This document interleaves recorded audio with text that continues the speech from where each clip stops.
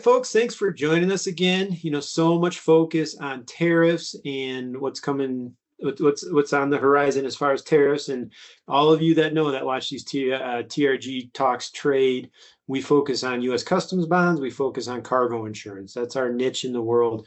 But today, I want to do another one, bringing in Emily on our cargo insurance side, and just talk very broadly about premiums in the property insurance world. Because, Emily, as we know very well, cargo insurance, marine cargo insurance falls under property insurance because we're insuring property that's moving throughout a supply chain. International shipments, domestic shipments, warehouse, it could be stock throughput, it can include manufacturing or packaging. And that's the world of cargo insurance. But as I go through and read the news and kind of follow, the people I follow in the industry, I do hear thoughts that because of world events, geopolitical events, the war with Iran, with the conflict with Iran that's going on right now, people are saying cargo insurance premium is going up. Emily, are we seeing that? Have we seen that? To be honest, right now, we haven't seen that yet. It's been a very soft market in the premium world when it comes to property and marine cargo insurance specifically. These world events have not really, the domino effect hasn't come down to us yet. I could see it happening just based on how things are going, but the rate increases are coming specifically to certain parts of the world.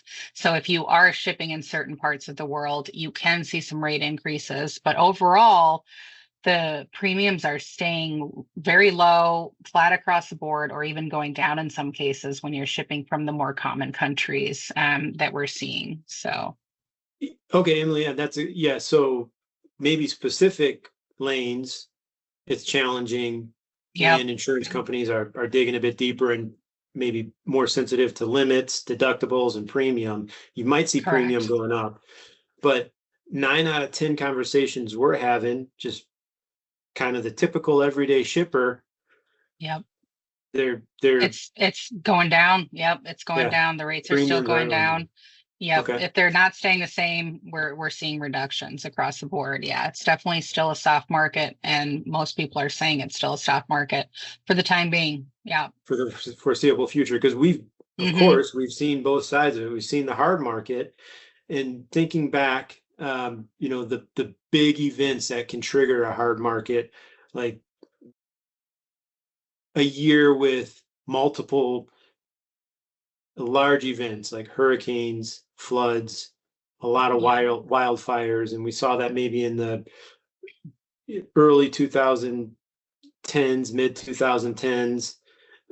But the natural cycle is the insurance companies double down on premium during a hard market. They experience claims and they collect that premium. Then we see global events and those big claim events not occur multiple times within a year, not year after year, and we enter a soft market like we are right now. Is that exactly kind of how we see it here from our underwriters? Okay. Exactly. Those big catastrophic losses, as well as wars even, also trigger certain clauses in the policies. So those are written in to the policy already. It's not going to affect premium in the time being, but there are some clauses that might trigger, coverage to cease in the event of war. The 5 major countries across the world or regions across the world. So they're already built in. They're not going to affect your premium at, the moment, but it could, if something were to happen in the future. Okay. Yeah. Everybody's sensitive to that more complicated topic being coverage. Yeah. And, I'm a consumer. I have insurance, and I like to think I know every clause in my homeowner's policy, but right now that's a really important point, Emily, that one reason premiums have been able to stay very competitive and stay in a soft market is because underwriters, and I'm just realizing this as you're talking to me, but they're smart. They know that they've written these standard all risk policies with kind of a release valve for war. and I think what you're saying, if I'm understanding, these policies, a standard all risk policy has war coverage written into it, but that war coverage can be canceled with how the notification just to cancel the war coverage part of a policy it's 24 hours, right? Correct. Yep. It can go up to 7 days. It just kind of depends on the insurance carrier. But yes, it's most of the time it's 24 hours. And that doesn't mean that coverage is just going to stop. It's just going to mean that we're going to confirm where you're shipping. And if you're shipping in those areas, then we're going to do a little bit more assessment. Okay, perfect. And that, Yeah. some insureds might feel like, well, I'm paying for this war coverage. It should be in place no matter what happens worldwide. But Mhm. another way to look at it is if these all risk policies didn't have this clause allowing them to revisit particulars about the war coverage, we might not be in a soft market right now. The market might be Exactly. reacting much differently.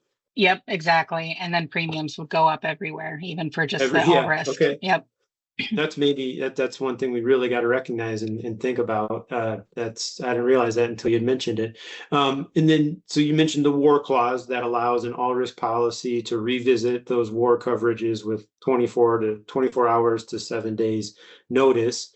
And then you mentioned the 5 powers clause, which is Yes. with marine cargo insurance. There's a lot of old clauses. This is, I think, Yep. an old one that's been around a long time. And what Yeah. are there's U.S., France. What are the countries? I'm probably going to get it wrong. So, yep, US, France, UK, China, and Russia. Russia. So Yeah, those are the okay. 5 majors. Yep.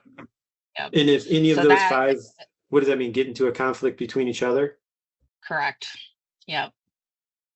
Yep. So anytime a conflict happens between any of those 5 top, places, then it's good. Coverage technically will cease. But yes, there will be reassessment of shipping within those areas. So Okay. And why those 5 countries, Emily? Do you know? Were you in the meeting deciding that? I wasn't, no. It was a I'm while assuming ago. that's yes, I make the assumption that it's just the most common, areas where people are coming from, also the top 5 areas of the world with the most resources as in all resources that we have. So not just Okay. insurance. Yeah. No. Okay. Yeah. And that's, like a lot of stuff in marine cargo insurance was set up decades ago, a long time ago. So Mhm. we have it's the 5 powers clause. That's what it's called. 5 powers war clause. Yes. 5 Yep. powers war clause. Yep. And then that's another release valve to keep the underwriters able to keep premium competitive when there's Correct. more uncertainty in the world. Yep. Exactly. Cool. Okay, yeah, that was a good refresher for me. And Yeah. I should you see it and touch it every day. You're talking to the underwriters every Yeah. day.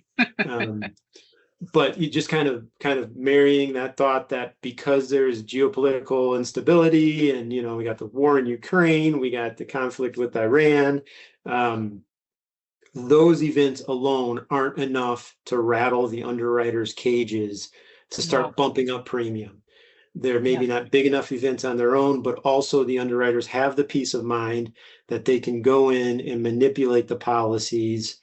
We want to be, they're not going to blanket. It's a big stretch to say they're going to blanket remove coverage. But they do have those levers they can pull to give themselves peace of mind that they can keep coverage robust and keep premiums low, just like right now, because we're seeing premiums not across the board, and there's exceptions here and there, and it depends on the commodity, the loss history, the shipping lanes, but generally speaking, premiums are staying the same or going down a little bit, and there's no end in sight for that.